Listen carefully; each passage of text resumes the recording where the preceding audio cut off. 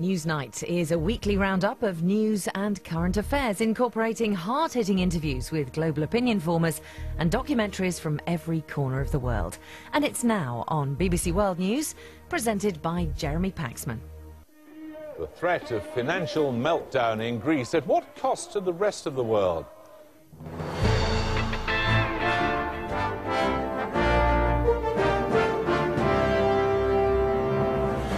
This week it's been compared to the Ebola virus, but how real is the danger of the Greek financial crisis infecting the world?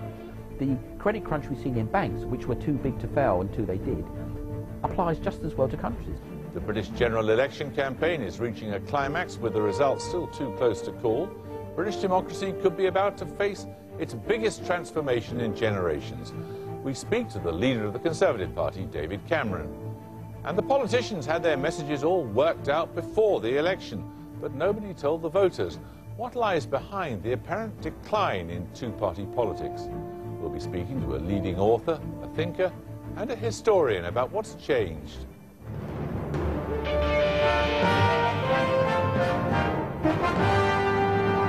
Well, the leader of the Conservative Party in Britain, David Cameron, has said that if he becomes Prime Minister in the election on May the 6th, his party's first budget would focus on spending cuts. The opinion polls show a wide-open race, voters split between the three main parties. The governing Labour Party is trailing slightly. There's been a surge in support, though, for the Liberal Democrats, traditionally the third party in British politics, making a hung parliament a real possibility. So could the Conservatives, who remain slightly ahead in the polls, work with the Liberal Democrat leader Nick Clegg? I've been speaking to the Conservative Party leader, David Cameron. You said that politicians were treating the public as mugs. When in your political career precisely did you decide that? Well, the point I was making is that I think this idea that politicians pretend they have all the answers, that if we just pass another law, issue another regulation, that feeling has got stronger the longer I've been involved in politics, because I think politicians keep overclaiming and overclaiming about what they can do. I mean, I've always believed real change is about people taking responsibility as well as government. But that sense, I think, has got stronger since being in Parliament. Did you think that politicians were treating the public like mugs when you went to work for Margaret Thatcher's Conservative Party in 1989? Well, no, I didn't. I had huge enthusiasm. Did you think it when you were advising Norman Lamont during Black Wednesday? I'm trying to make a bigger point, I think, than that, Jeremy, which is, yes, okay, it's your belief. Yes, and I think that politicians of all parties have been guilty of this, overclaiming what we're able to achieve on our own. Talking about overclaiming, did you believe that politicians were treating the public as mugs when you put in a claim for £680, including for removing the wisteria from your house? No, I didn't. I mean, I've gone through my expense claims in a lot of detail.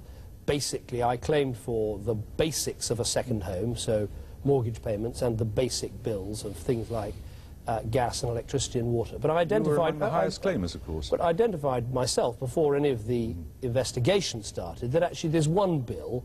It was, as they say, within the rules and all the rest of it, but I thought that wasn't good enough. I thought this was a questionable bill, so better to be clear and to repay it. The point is, you keep on saying, we can't go on as we are, we have to change. And yet you're a career politician and you don't represent change.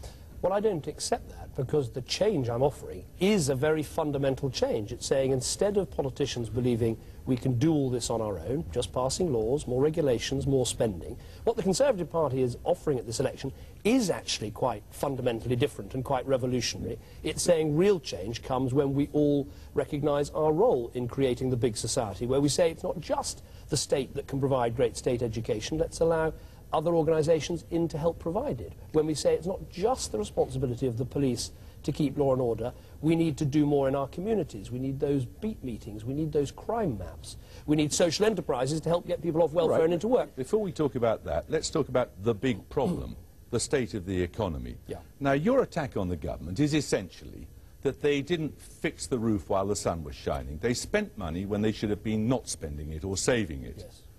Wouldn't that claim be a whole lot more plausible if you hadn't endorsed the government's spending plans when you became leader of your party?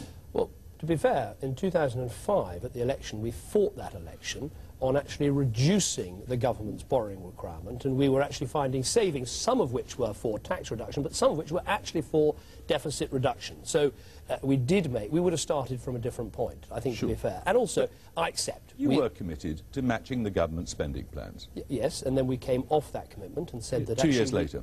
Yes, and I've argued before we should have done that earlier, but we did come off After the collapse of Lehman Brothers, you abandoned that policy. You changed your policy. Yes, and I've said, but actually, to be fair, Jerry, so just give me a second. Exactly the same position. No.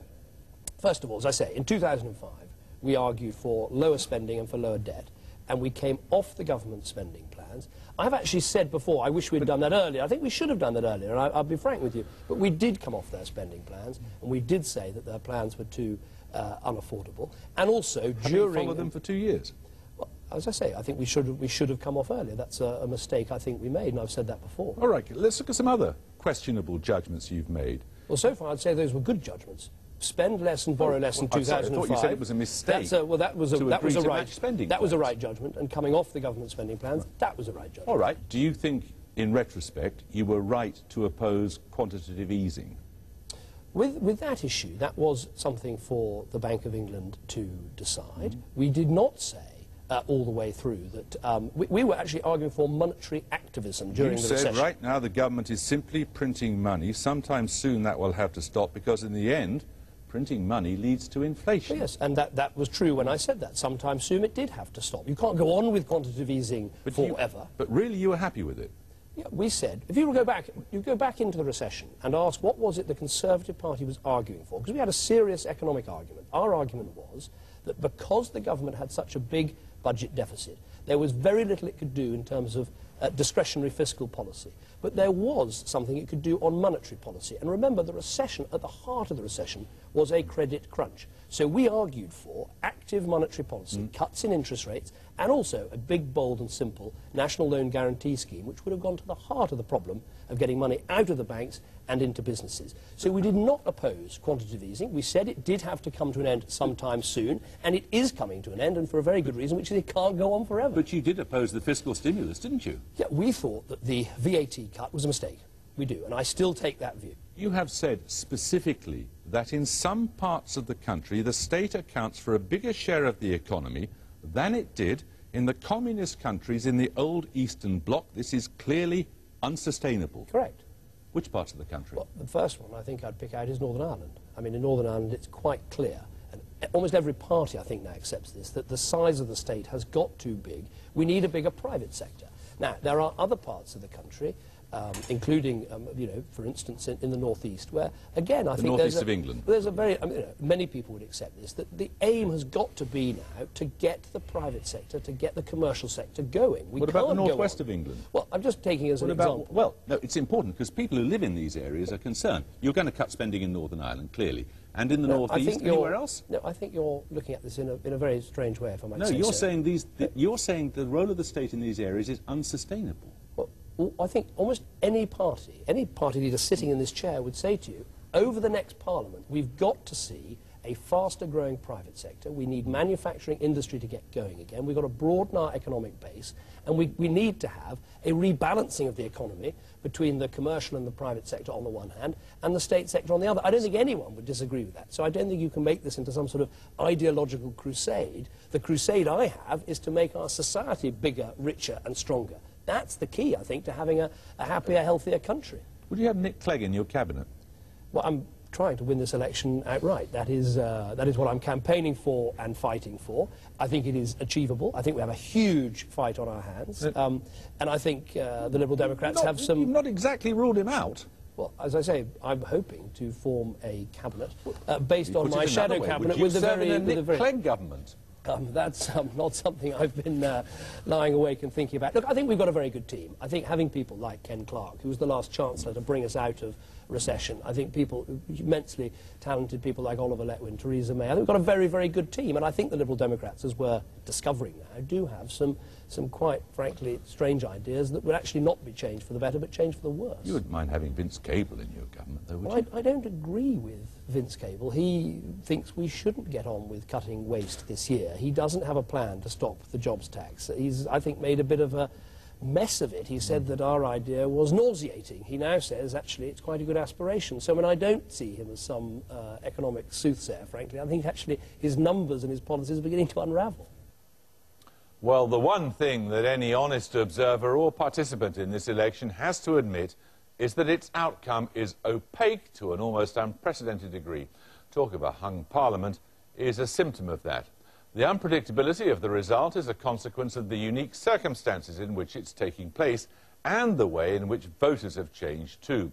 We're going to talk about that shortly with the author Jeanette Winterson, the influential political philosopher Philip Blond, and the historian Andrew Roberts. But first, Paul Mason has been thinking about some of the ways in which the electorate has changed. Good morning, everybody.